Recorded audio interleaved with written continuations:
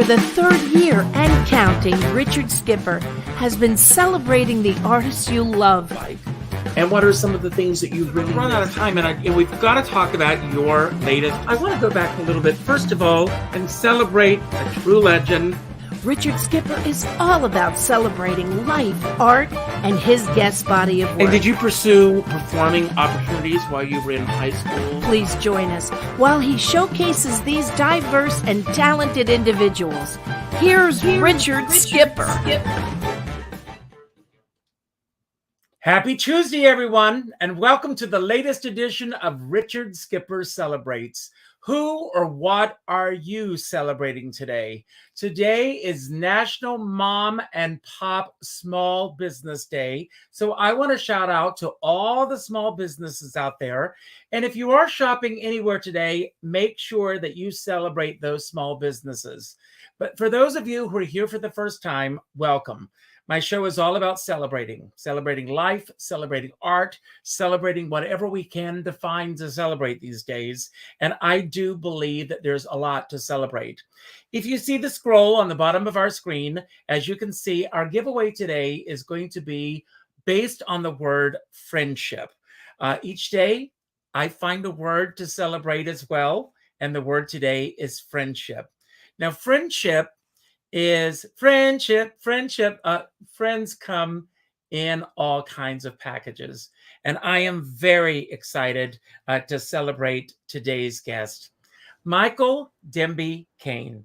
Michael and I met how many years ago, Michael? Do you know how many years ago it was? 96, maybe. 96 years ago. No. In 19. It was 96. It was 1996. 1996. I was headlining at the Taj. Should I say it? Well, just say the Taj Mahal. The Taj Mahal in Atlantic City. I'm not going to say the name of the man whose name was above it, but your husband was the producer and the director of that show. And that's how I met you. That's exactly how we met. Yes. And it was one of the highlights of my life and career. And well, you were fabulous in that show. Well, thank you. And it was so much fun. It was a lot of work. You and I spoke earlier today about how much work it was. We did 12 shows a week. I only had off on Tuesdays. Yes. Tuesdays we were dark, and it was a lot of work. You and I, and then you came in right after that. I did my show after you did your show, and you talked about how you had to stay healthy in Atlantic City in the wintertime, and so I basically held up in my room, and then I went and did my show and went back to my room. That's all I did. For the whole time I was there. That was me. I would go out, I'd do the shows, and I would come back. But you get into a routine, and the hardest part about the whole thing was the rehearsal period, because you're trying to find your way, you're rehearsing, you're going through this, all those out there who, but I would do it all over again. I'd love to do it all over again. And I didn't know, we'll talk about this too, but each stage of your life, you realize the blessings of that moment. And I didn't realize how blessed I was to have my own show in Atlantic City was a big, huge blessing.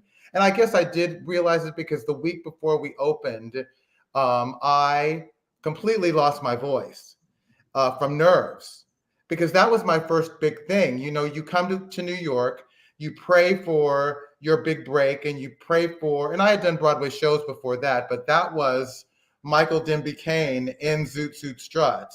And so I had to, as you did, you carry the show. And so I hadn't done anything like that before. And so the nerves of it all got to me until the night the reviewers all came, and they all liked the show, thank God. And then I could relax. But before that, I was like, oh, you've been praying for this moment, and now you got it. So all right, Bucky, get up and perform. Well, I also lost my voice, but I was going through a very difficult time because just before going to Atlantic City, someone had come into my life. If she's watching, I hope she is. This person came into my life who wanted to manage my career. Be careful what you wish for, folks. As Carol Channing used to say to me, be careful what you wish for because you will surely attain it. This person came into my life who wanted to manage me, who didn't know the first thing about managing someone's career. And Wow. unbeknownst to me, she was making a lot of demands behind the scenes. She was going to the director, she was going to the producer, she was telling everybody. Now, mind you, my name was on a billboard. She wanted my name above the title. She wanted my picture bigger than everybody else's. And I wasn't a star. She was talking about costume colors and swatches with lighting and everything. And I was called into the head of the entertainment department during previews. And I was told either she went or I went. Oh. And I had to tell her that she was not allowed to come back to the theater. And she sued me. And I was going through all of that while I was about to open in a new show. Wow, I'm so sorry. And and you a know lot of- what? No one ever knows And nobody knows what that. you go through as a performer, what's backstage, you know. And then you go on and you do Sparkle, Neely Sparkle. I know. But I remember it was exciting for me talking to you. I don't know if you remember, we would be backstage. And you, at the time that we were doing this, you were doing Victor Victoria on Broadway. I was. And No, actually, I left Smokey Joe's Cafe on Broadway to do that show. And the stories that you were sharing were you appearing with Julie Andrews. Oh, yeah. And Raquel Welch and Liza Minnelli. Yeah. But as I think about it, they appeared with you. Gosh, no.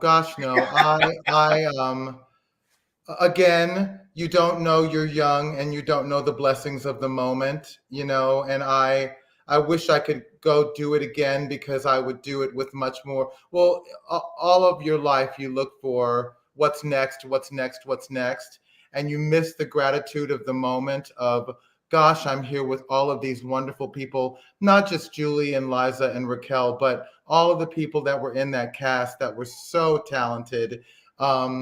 And in so many of the shows that I've done, I was too young to know how blessed I was in that moment. And I would like to go back and do that again with a lot more gratitude in my heart and understanding who those legendary people are, you know. And a lot of times when you're going through these incredible moments in our lives, I mean, in every day is a blessing. Let's just start right there. If we could all just take a moment, take a deep breath and go, just savor each and every single moment. Because as we look back on these moments, you're going through the motions of everything. And of course, you're caught up in what you're going through.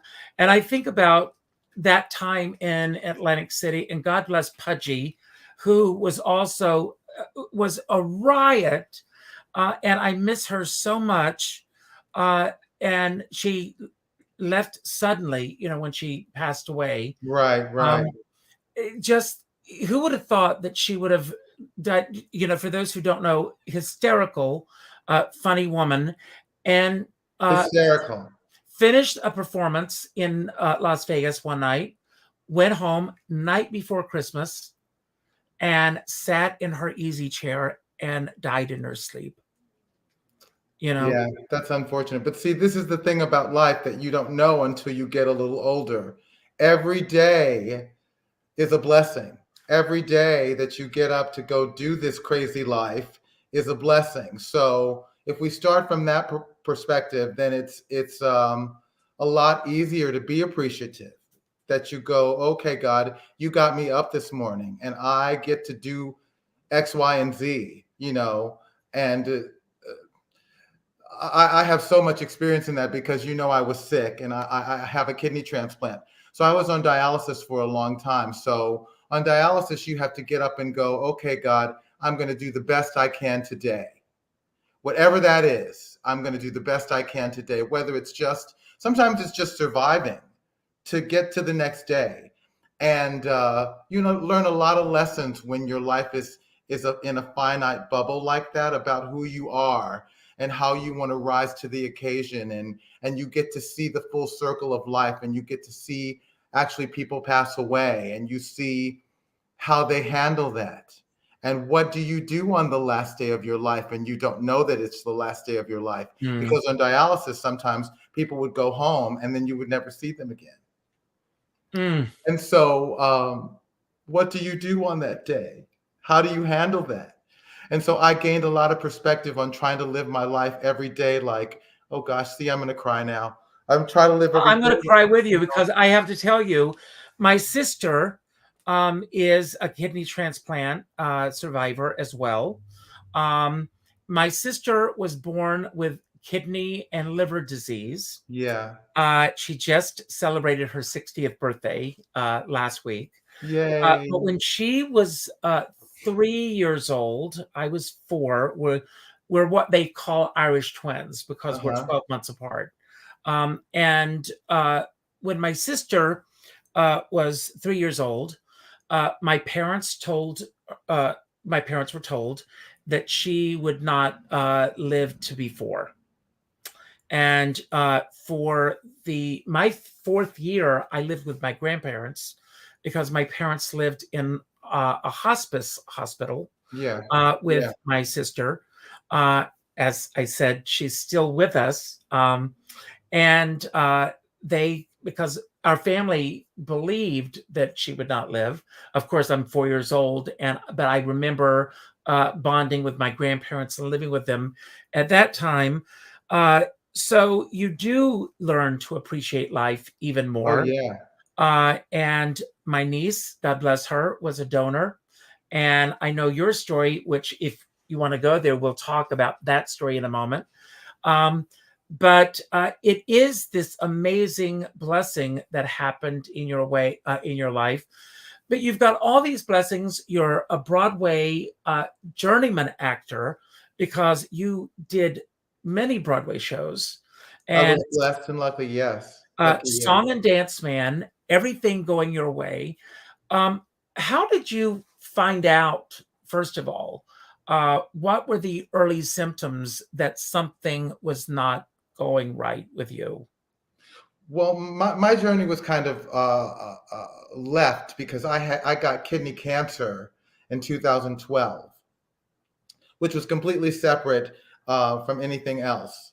And then wound up in 2014 in the hospital from something else completely different. But I had a nephrectomy in 2012 with my right kidney. So that's a removal of 80% of my right kidney. So I went into this whole next blow to my kidney with only one kidney really functioning. And so I got an infection while I was in the hospital for something else. And long story short, kidney was in jeopardy. Long story short, got very sick. And we're talking, this is a 2-year period of getting sick and getting sicker and getting sicker. And then wound up on dialysis, finally wound up on dialysis in 2014. And so do you want to continue on into how I got my kidney story? Oh, yes, of course. We can keep going. No, I think this is such an amazing story. I love this story. 2014, wound up on dialysis. Talk about friendship. This is an amazing story. I was on dialysis for 2 years. My husband, Joe Lantieri, and I have a dance convention, an educational dance convention that does a 27 cities tour that we go out and that's a whole separate entity of a story too. But we see a lot of dancers around the country in this educational program that we have called New York City Dance Alliance. We touch a lot of young dancers' families one of the moms of one of the dancers that comes to our competition convention came up to Joe one weekend and said, Michael hasn't been around. What's going on? They talk. Joe says, Michael is on dialysis. She goes, oh, my sister was on dialysis. I gave her a kidney and she's fine now. I saved her life. She's got a child and she's married and she's, living her life. You've got to get Michael a kidney. What blood type is he? And he goes, oh, Michael's O positive. And she goes, I think my husband's O positive. I love this story. So she goes home back to where they're from and says to her husband, honey, you're O positive, right? He goes, yeah, why? She goes, this dance convention that we've been taking the girls to for all these years, the guy who runs it, his husband is very sick and he needs us. And since they had been through the kidney journey, see, I'm going to cry again. Since they've been through the whole kidney journey with her sister, she said, George, you wanted to make a difference. You got to go get tested to help Michael. And he goes, who's Michael? And she goes, he's married to the guy that we take the girls to the convention. Anyway, he had no idea who I was. So the guy, poor guy, goes to get tested. Turns out that the preliminary tests come back and we are a match. So there they go. The wife Karen gets in contact with Joe and says, they're a preliminary match. Let's get this process going. And so George is still like, I don't know who you are. In the meantime, their daughter is enrolled in a winter dance intensive that we run. So George comes up to New York and they come to see their daughter dance. And we know that we're the same blood type, but that's really all we know. And so Joe says, that's George, and Karen says, that's Michael. And so I think we stared at each other the whole dance, the little recital that they did, the final show that they did. It's not a recital, it's a show that they did. And at the end, we went up and we shook each other's hand. We sat there and talked for an hour. We walked to the parking lot. See, there, you're going to have me cry again, Richard. But at the end of it, he said, They call me the Barbara Walters of podcasting. He shook my hand and he said, if I can help you, I will. And like 6 weeks later, we were at Mount Sinai. At 5 o'clock in the morning on the 18th of February, 2016, he gave me a kidney and saved my life. That's wonderful. So it's an Aquarian kidney. No, they're amazing people. They're amazing people that gave me another chance, a chance at my life. And so what do you do with that chance? You go, okay, God, I get to get up every day and be grateful. And I guess it literally happened to me. I swim every morning. Before the pandemic, I used to swim every morning. But I was on my way to the gym. I swim at 6 o'clock in the morning. So I'm on my way to the gym. I'm driving and I feel so happy. And I go, God, what am I going to do with this happiness today? And I thought, you know what? I have to tell somebody. I have to tell somebody that you don't know the blessings that you have right now. Everything that you think is a burden is given to you for you to learn something. So take those lessons and try to find happiness in it. And get yourself to a happy place and get everybody else around you to a happy place, because time is limited. We don't have an eternal checkbook on this life. We don't know when it's going to run out. We don't know when we're going to have kidney disease. We don't know when something's going to happen that's unexpected. So you have joy in this moment. You have this opportunity to go out and say, I love you, Richard Skipper. I haven't seen you in a long time. How are you? I hope everything is going great in your life. We have that every moment that we can go and bring joy to somebody. We can always regenerate ourselves. As long as we have breath, we can go out and do this. So I figured, you know what, Michael, that's what you got. And so if anything you got from all that happened to you, you have this hope for tomorrow. And you got to tell somebody. It's important. Absolutely. I interviewed someone a few weeks ago, and she was diagnosed many years ago with breast cancer. She's a 24-year breast cancer survivor. And when she was first diagnosed, she was given a death. She was a stage 3 breast cancer survivor. So she was given a death sentence at the time. And she was an actress. We're in a business, and you know this better than anybody, where you walk into a room, and for the moment you walk into that room, you're judged. We're in a business where you're judged. When people go to the theater, well, his voice is not this, his voice is that. Well, why did they cast him in this role? He's not really good in this role. We are constantly. I am seeing this. There's a certain, I'm not going to mention the show, but there's a certain Broadway revival that's in previews right now. And I have seen horrendous things written about this actress because of the previous actress who played the role, based on her physicality. And I pray for her daily that she's going to be able to withstand these comments that people are putting out about her. This is a difficult business that we are in to begin with. So this woman that Teresa Cook is her name, that I interviewed a few weeks ago. And she said that getting that diagnosis, she became a therapist. She left the business, and she's completely turned her life around.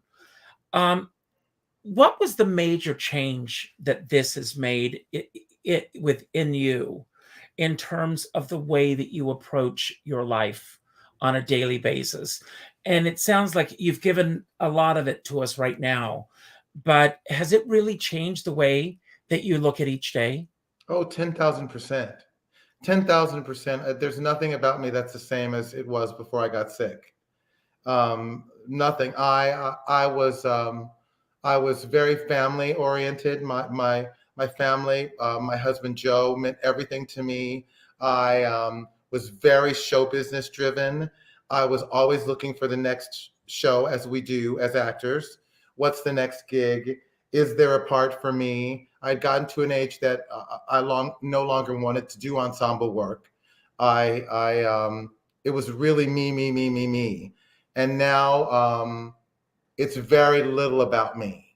Mm-hmm. My life is very, very little about me. If I can talk to someone and Joe tells me I'll talk to a tree, but if I can talk to someone and find out why not, in some way that I could help them, if I can do anything to help anybody, it would make me happy.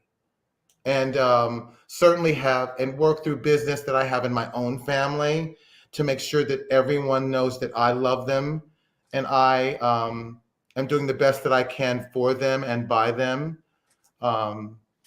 and make sure that my circumstance is correct as I can. Control the thing, or not control, but give as much attention and love to the things that I can while I can.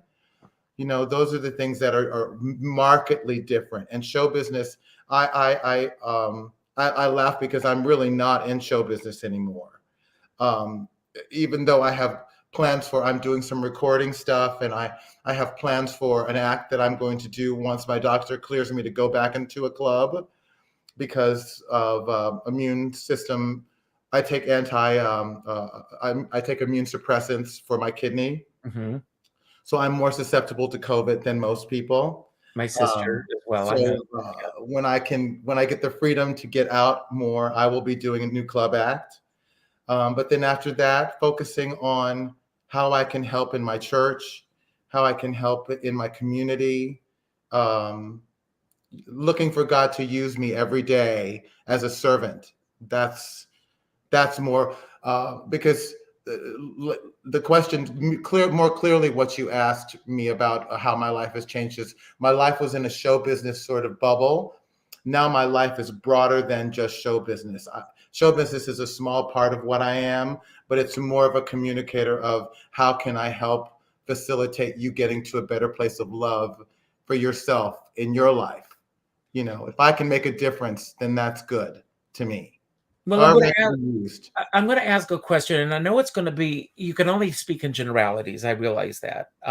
But why do you think that most people miss it?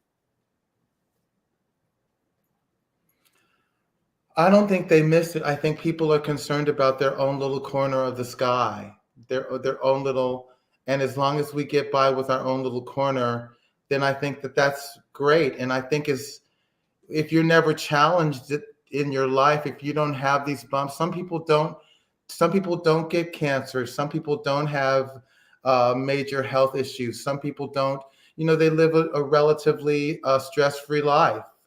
We choose to be in show business, and we choose to do. Do you think that we choose it, or do you think it's no? We are chosen. We're chosen for this. We're Yes. chosen to, God puts a little needy person that needs to get up and sing and dance and, be in front of thousands of people. Who does that? But some people have lives that are relatively smooth, and they're not challenged in any way. And I think that that's a wonderful thing. But then some people have burdens. And then some people have big crosses to bear. Mm-hmm. And so we have to have compassion. Hopefully we develop compassion in this life's journey to go, you know what, maybe I got this, but maybe you don't have this. Let me help you carry your cross. And then in hopes that you will help me carry my cross when I need the help.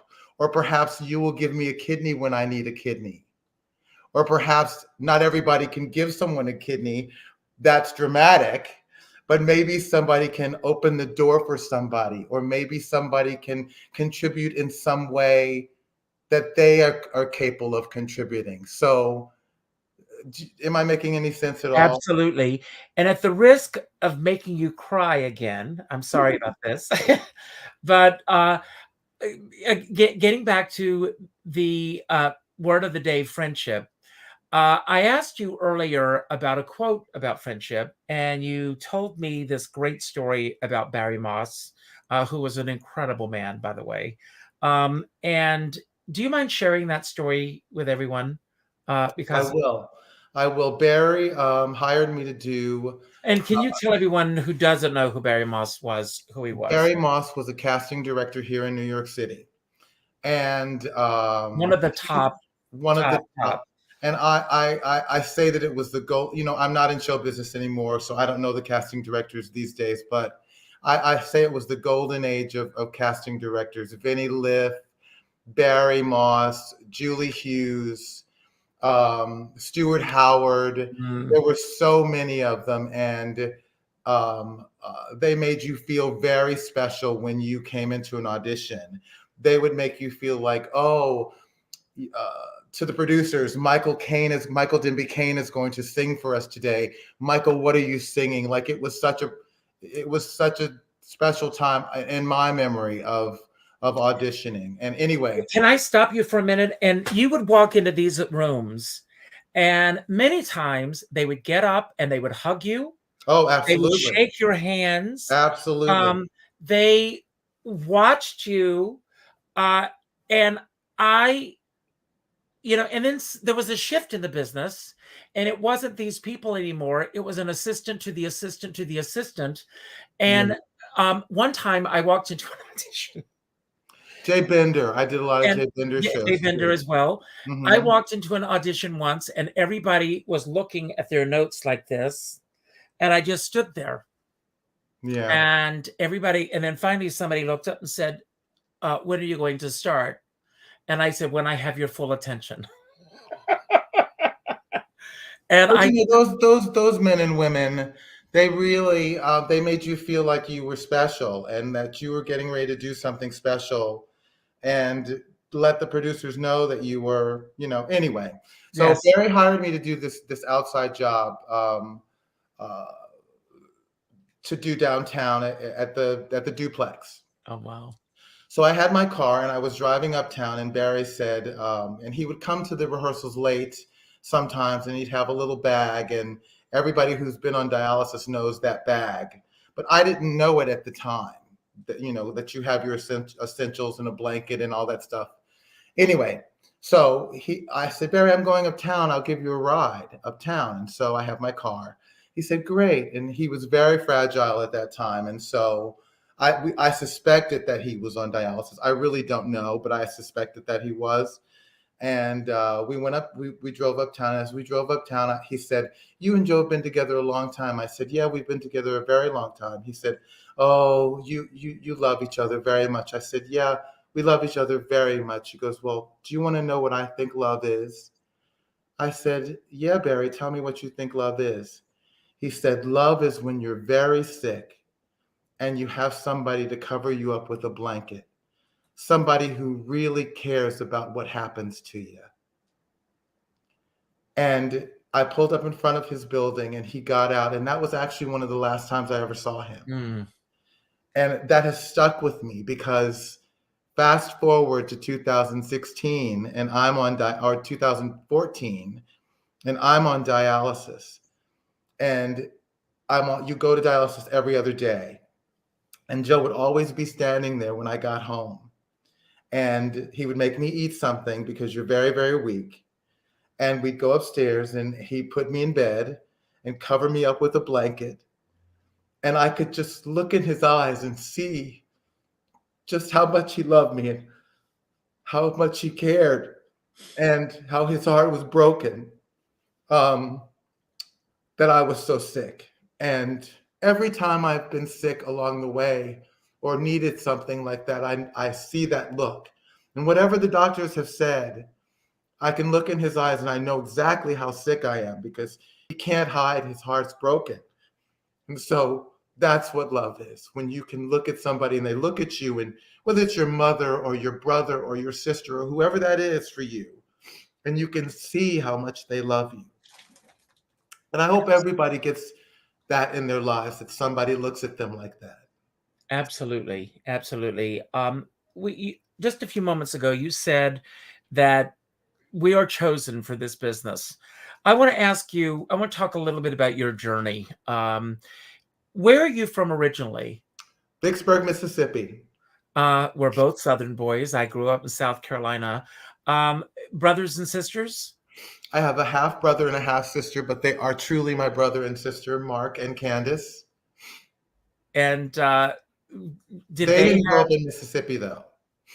They are northern people. They are from Crete, Illinois. Okay. When did you first become aware of quote unquote show business? I very, very much loved variety shows. In Mississippi, we had Channel 3 and we had Channel 12. And that was it. There was no other television. And it went off at 10 o'clock. And it came on at 6 o'clock in the morning. And so every summer there would be variety shows. And old country singers like Bobby Gentry, and then Tom Jones, and then Engelbert Humperdinck and Sammy Davis, and all of these people had variety shows. And I would stand in front of the television, the black and white television, and I would dance. And I thought that I was going to be on one of those variety shows. And every year when Miss America would come on, I would look forward to Bert Parks singing, "There she is, Miss America." I would stand there and I would sing it to him, and I can still sing the whole song. Yes. I can sing it now because I knew that one day I was going to host Miss America. So I always wanted to be the host of something, and I knew. And then eventually I became aware of Sammy Davis. And I wanted to do that. And my grandmother would always say, boy, you know, I don't know how to politically correctly say this, but say it any way your grandmother. I want you to say it the way your grandmother said it. We were Negroes then, and she would say, "There's no Negroes on TV. There was only one, and it was the guy that tap danced on." Oh gosh, I'm not going to say his name. On Lawrence Welk. Oh God, it's right on the tip of my tongue. I know exactly. Someone's going to tell us in just a moment. Because I know. Anyway, exactly he was the only black person, and Sammy Davis and Diane Carroll was Julia. Yes. And so she said, there's no Negroes that are going to come down. They're not looking for Negroes on Halls Ferry Road in Vicksburg, Mississippi. So you better learn how to do something else. And so I just grew up with this notion that show business was someplace far away, you know. And then we fast forward to, I started getting jobs at theme parks. And when we moved to Illinois eventually, I got a job at Great America, Six Flags. And then the best thing that ever happened to me was I moved to Nashville, Tennessee, and got a job at Opryland, USA. And there were a bunch of people there that were my tribe. Arthur Duncan, somebody, thank you. Arthur Duncan. Thank you, yes. Thank you. Arthur Duncan was the only Black person that we saw on television that sang and danced. And I wanted to do that. And I knew that I could do that. And even from a very young age. And anyway, so we get to Nashville. And at one point, the director and the choreographer there came to me and said, we are not going to hire you back because we think you're ready to go to New York and give Broadway a try. And I was devastated because I wanted to stay in Tennessee because I loved them and they loved me. Why would I leave there? And so then I moved to New York with this huge, you talk about a suitcase and gotta dance. I was like, Michael, what year was that? 83. Okay, I came in 79, so 83. I got off the bus and I thought I got my tap shoes and I got a song and I am ready. And Joe and I met no, I'm sorry, that was 1984. And so Joe and I met that year and he said, you got off the bus or we got off the plane actually, but you got off the plane with every 42nd Street dream that you know you could ever possibly have for show business. And then I ran into show business and what the actual work of that really meant. It was being here was jarring as opposed to what the business actually is and the work that it takes to get to Broadway and what you are and and gosh, how much the business has changed since then. Because the things that I faced as a young Black person performer in those days are not what the kids, I hope that they are not what the kids are facing today. It was a very different business in 1984. Let's just say that. And it was every man for himself, and we all were gypsies and it was right before the AIDS crisis hit, and there were thousands of dancers. You'd go to an open call, and there were 300 men. And unfortunately, in the early 80s, AIDS came through, and so many people passed away. And it was a horrible, horrible blight on this city and this country and show business. God, it was such a difficult time. It was terrible. It was terrible. But the business was very rough in those days. You know, it wasn't nearly the 42nd Street of today. 42nd Street was all dirty bookstores and 8th Avenue, we would walk with the young ladies to the subway after shows because it was dangerous, 8th Avenue. You couldn't really getting from Broadway to 8th Avenue, it was just a completely different thing. It was completely, it's hard to describe to people now. And I'm going to say something to you, and you've got to tell me what your memories are of this particular rehearsal studio. Okay. The Harlequin Dance Studio. Oh yeah. Did you ever audition there or go to a rehearsal there? Listen, it was the cheapest studio in town. It was next to the strip club place. The Gaiety. Between the L'Enfontaine. Yes. Broadway House. Yes. It was horrible, disgusting. It smelled like urine. Cat pee. Terrible. It was cat pee. But because they had cats there, I forgot that. Yes.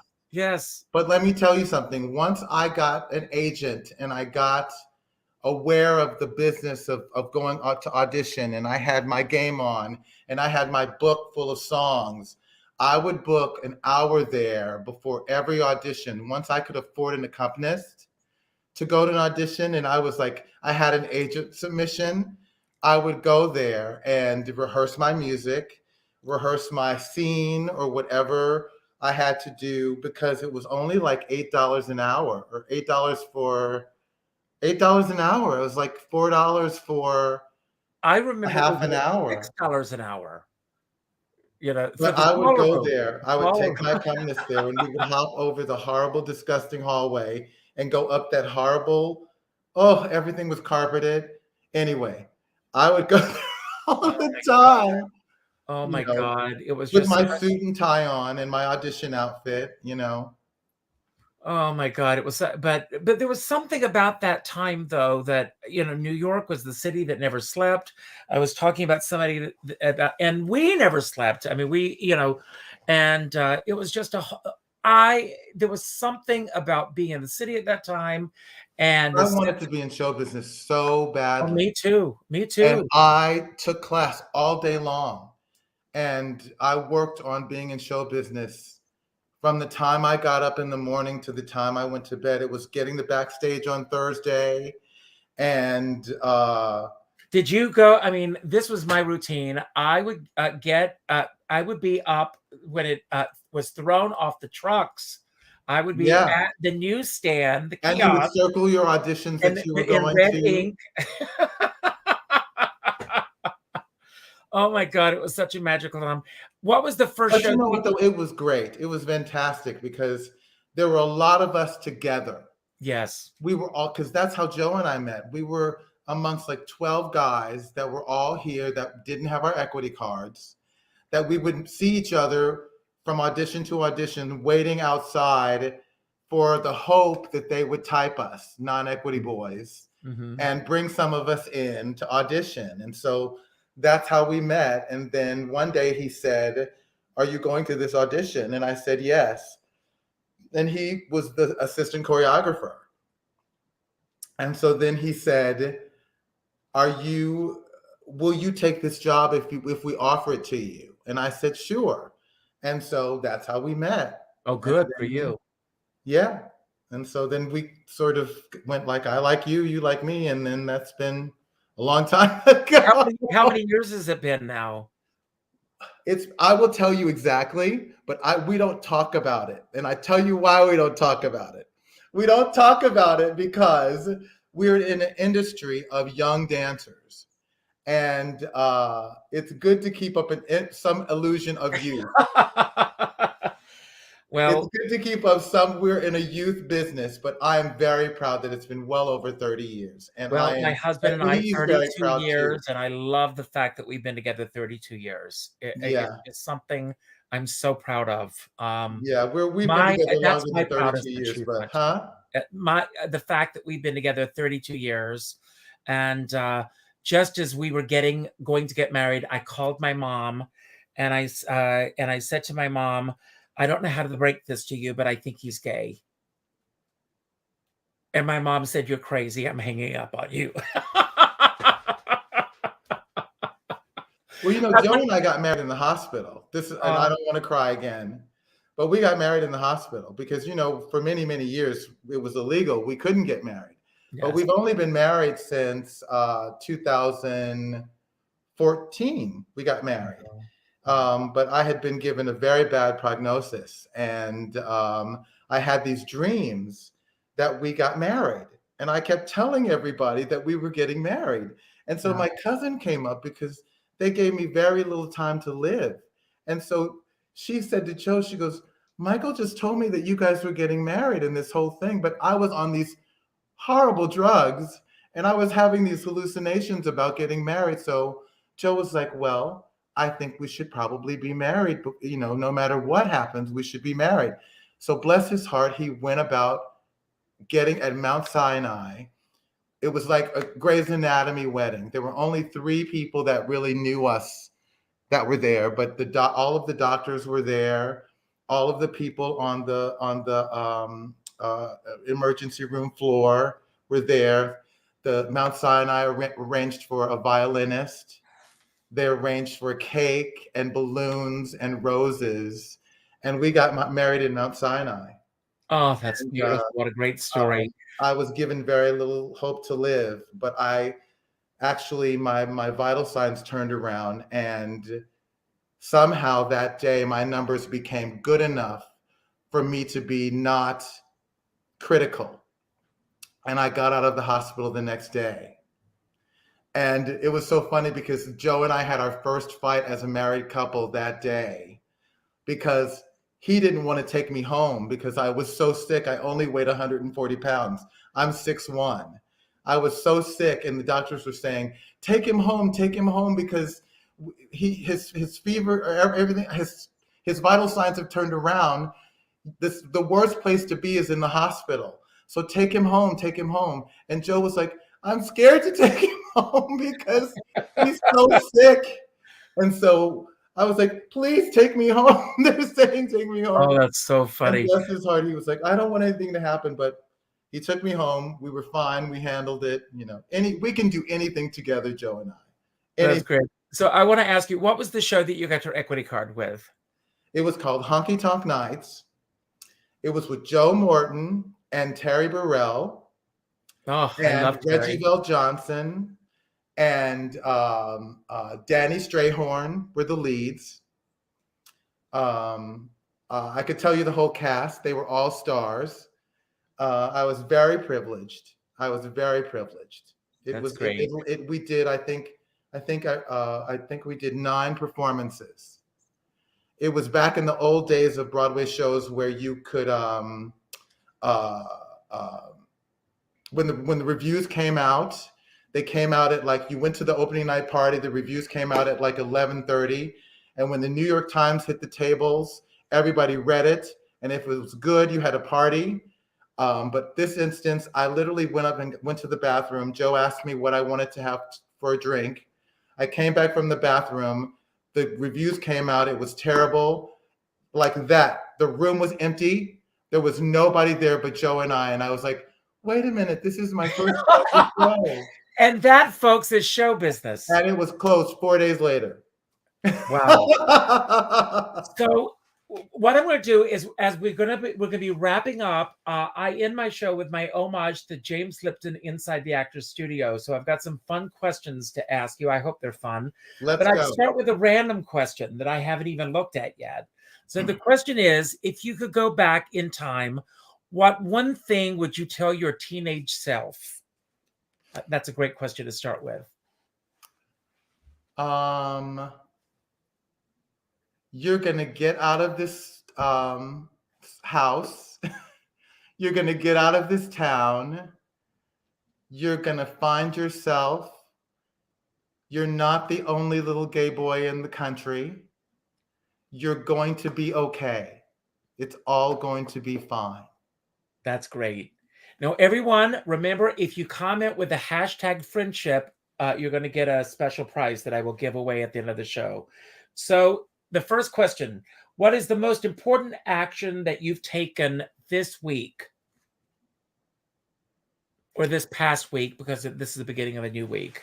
Oh, I got to go back to work. I host events for our convention, and we support young dancers, and we help them we call ourselves the bridge from your home studio to the professional world of show business, of dancing. And we are here as a company to support these young people. And I got to go and watch them all announce competition. I got to go back to work and do what I do and be with people. And it was a blessing and a privilege. Oh, that's wonderful. Congratulations on that. Thank you. I've been in the house for 2 years from COVID because I told you I don't have an immune system. Well, so as immunosuppressed people, take your vaccines, everybody. You're helping us out so we can get out and have a life. Absolutely. Pay attention. What's one big challenge that you faced this past week? I guess that may have been it. And what one powerful lesson did you learn from that challenge? Well, it was that because the unvaccinated people scare me. And I have been in the house. I've been lucky enough to be in a situation where I didn't have to go out of my little safe zone. And I had to go, you know what, Michael, you have to get back to some sort of life. And I've had I've had 4 shots now. And so I have to find the courage to go, you know what, God has brought me very far. And so I have to know that I've come so far, I'll go further. And I can't let my fear hold me back. And I have to have the courage to keep going. That's what I've learned. Now, I mentioned at the top of the show, this is National Mom and Pop Small Business Day. Do you have a special small business that you support? We have many of them because we don't buy, but we like to go to furniture stores, Joe and I, because especially during COVID, because furniture stores don't have a lot of people. Mm-hmm. So we mask up and we can go and look in furniture stores. And we live in Northern Jersey. So in Ridgewood and a lot of the Hillsdale and a lot of the smaller towns around here, there are a lot of mom and pop small furniture stores that we can go in and they know us and we, can just look.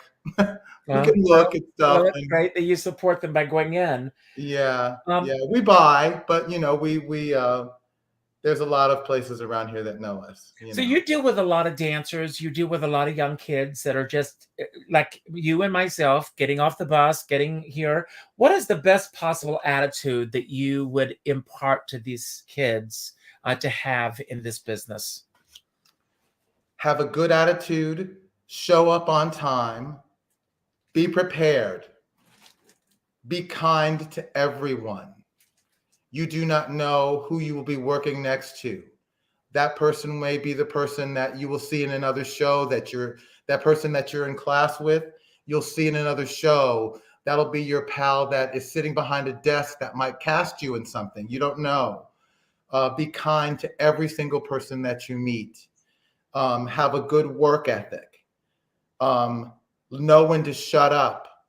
Know when to ask a question. Pay attention. Did I say be kind? Yes, all great advice. Joan Crawford once said, be nice to everyone you come in contact with, because the person sweeping the floor today is running the studio tomorrow. Absolutely. And a friend of mine said, and the person running the studio today could be sweeping floors tomorrow. Oh, 100%. It's true. That's the world we live in. This is an interesting question. Which sibling is or was the favorite one in your family? We all are very different. And I tell you why, because my parents had us 6 years apart. And so I'm 6 years older than my brother, and my brother is 6 years older than my sister. And because of I am in the divorce crack, I have a very different experience than the two of them have. And when I was 14, I decided to go and actually live with my brother and sister. And so I became more of a parent to them. And I look at them as almost my kids. Oh, wow. And I love them in that sort of way. So we have a very different experience with my parents. I got my driver's license, and so I would drive them to their lessons, or I would pick my brother up from school, and I would, do his homework with him. So I was the responsible kid.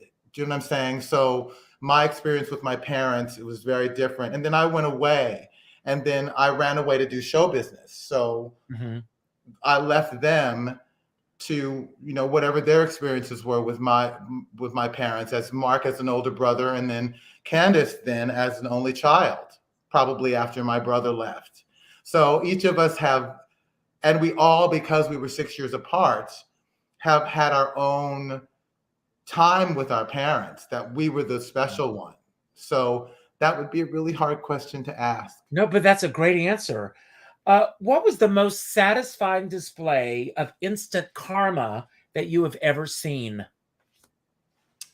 Well, I don't know that if you know that I'm very religious from all of my experiences that I've from the way I talk. Mhm. I believe in God wholly, and I think that in my early life, karma was a stick that used to smack me all the time, because every time I did something that was even remotely even naughty or out of line, I would get smacked. And now I believe in karma because I think that any good that you put out in this world, is a prayer, and it will come back to you. I know that for a fact. So if that is karma, whatever you call it, it is a fact that it is a direct correlation. Is that the word I'm looking for? Between Absolutely. the good you put out in the world and the good you receive. And I am totally with you. Bill Maher, who I watch, did a closing monologue a few weeks ago where he debunked karma, and I totally disagreed with him. I totally believe in karma, and I believe that we experience karma every single day on this planet.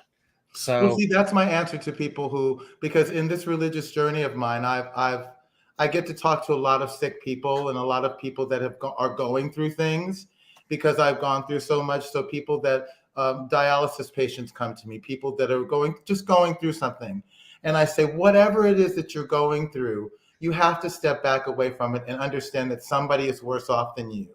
You may think that this is the worst disaster in the entire world, but there is somebody that is right there.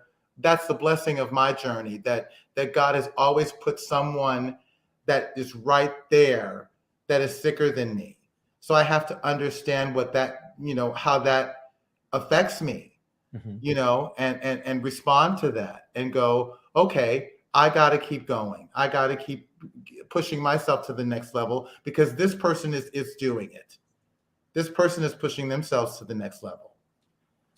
Well, you are a religious person, so I don't know if this next question is going to apply to you or not. We're about to find out. You know what? I remember my point in bringing that up, because what I was going to say is that it is my point to people who don't believe in God. Any prayer, any good thought is a prayer. So even if you don't believe in God, if you believe in whatever you believe in, some people don't believe in anything. Mm-hmm. So even if you don't believe in anything, good thought, good action is prayer.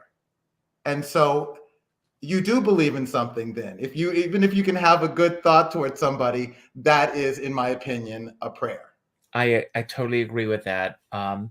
So again, this may not apply to you, this next question.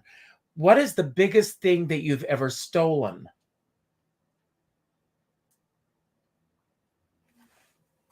Stolen. I stole 2 towels from the Broadway company of Grand Hotel. They were the prop towels that I was one of the Jimmies on Broadway. And we were, when we closed, I think, as all Broadway shows, they sell that stuff to another company or something, and they were supposed to sell everything. And they took inventory of all of the stuff, and I have 2 Grand Hotel towels that have Grand Hotel on the front of them. That were the towels that the Jimmys shined the bar. Yes. On Broadway. So I have 2 of those. But I'm trying to think of anything. I don't think I have anything else that I've actually stolen. I have something funny to tell you, because you just triggered a memory. I have on my door to my office here the door plaque that was on my door at the Taj Mahal. And I have to tell you how I got it. Because someone called me and said, "Are you aware that it's being sold on eBay?" And I said, "Why would anybody be selling my door plaque on eBay?" And I went on and I bid on it. And the guy was so embarrassed because it was somebody. Well, I have my poster. I have my poster from the Taj Mahal. Well, this guy, because we were, our faces were all over the sure, hotel. And so I went, and my mother wanted a poster, and of course I wanted a poster. And for some reason, those people wanted that stuff. And I you know. could not find, when we closed, you couldn't find one of my show posters. I And know. I went back and I had like an espionage deal with a dealer backstage, one of the casino dealers. And he's like, I have one of your posters. Honest to God, so I got a second poster of me from Zoot Strut from this guy that was like, I'll give you a poster. I was like, okay, I'll meet you in the back. So who wants it? Well, this guy was selling them, and he said he was so embarrassed. He says, "I'm just going to send it to you." And I said, "Well, no, I'm going to pay you for it." And I did. Isn't that funny what somebody wants and you? Can you imagine? Yeah. What do you not like doing? What do I not like doing? I don't like doing. I'm not good with the computer, as I told you this morning. Yeah. I don't like. Taxes and numbers and stuff like that. I don't like complicated. Nobody likes their taxes, but I don't like filling out forms and doing stuff like that. I'm much 100% a creative person. I don't like.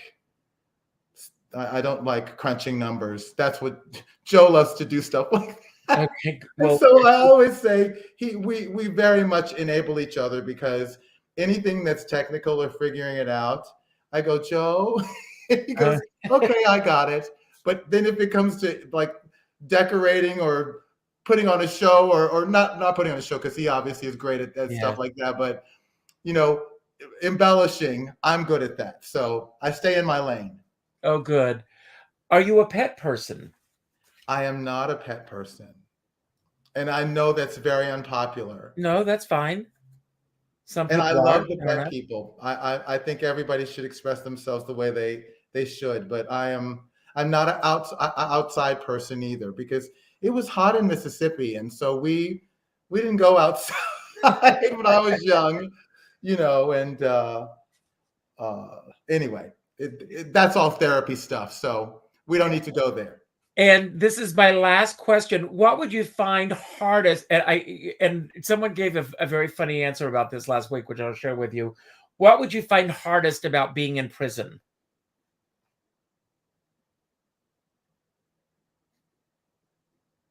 Well, I would have to say my safety.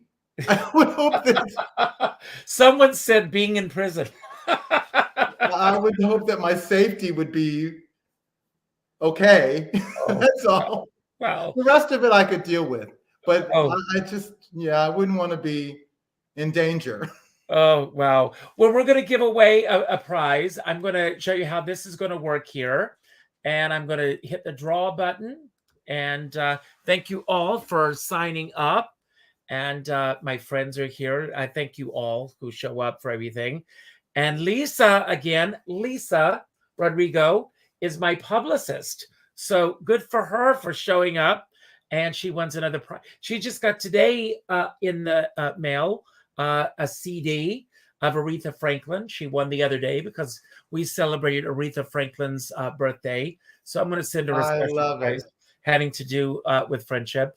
So don't go anywhere, Michael. So I'm going to bring you up full screen here. I love you so much. I love you this back. has been so much fun. I hope I've said something useful to you. Are you and kidding everybody. me? I hope you have had as much enjoyment today as I have. I'm going to take that off. And I want to thank everybody for showing up today. I'm sure I can speak for Michael. I hope I can when I say this. We don't take it lightly when you show up. So the fact that you spend an hour with us when you could have been anywhere else, you could have been outside, you could have been with your pet, you could have been in prison. I don't know. You could have been anywhere else, but not you chose. No, hopefully not. But you chose to be with us. So thank you. If this was your first time here today, I hope it won't be your last. My goal with this show is to celebrate artists such as Michael, to celebrate everybody, because I believe that everybody is an artist. I believe that there's creativity in all of us. So if this was your first time here, please consider subscribing to this channel. Check out the other artists that I've celebrated, and check out the others that are coming on. Tomorrow night at 7 o'clock, Lorna Luft will be on the show, and a lot of other exciting people that are coming up. Please leave a comment on YouTube. Tell your friends about this show. And after today's show, I'd like you all to do me a favor, including you, Michael. I'd like you to go to your Facebook friends list, and I'd like you to go to the second name on your friends list, and I'd like you to reach out with a phone call. Not an email message, not a text message, not a private inbox message, but a phone call. And I'd like you to let that person know what they mean to you. Because as my dear friend Sean Moniger says, we're all in this together, but we're not in the same boat. And we're not promised tomorrow. But I always say, if you're going to go out in a boat, make sure you bring a skipper along. So I'm going to leave the screen, Michael, and I'm going to give you the final word. Anything that you want to say about anything that we talked about today that you want to build upon, anything that we didn't talk about that you wish we had, or just any final message that you want to put out to anyone who's watching right now. Don't worry about how to end this. As soon as you say goodbye, the credits will roll. I love you, and I hope that anytime you want to come back with anything you want to talk about, you're always welcome. And would you give Joe my love? I absolutely will, Richard. Thank you. Listen, And or did you want me to say something or no? you've got the final word. I'm Okay. going to leave it so you've got it to yourself.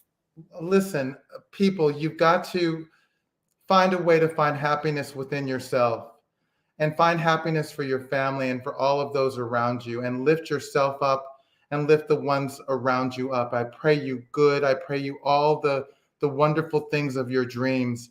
But you got to make that happen in your heart. And I know it's hard sometimes, but we all have the strength to dig deep and do the best we can, because I think that's all God wants from us, is the best that we can.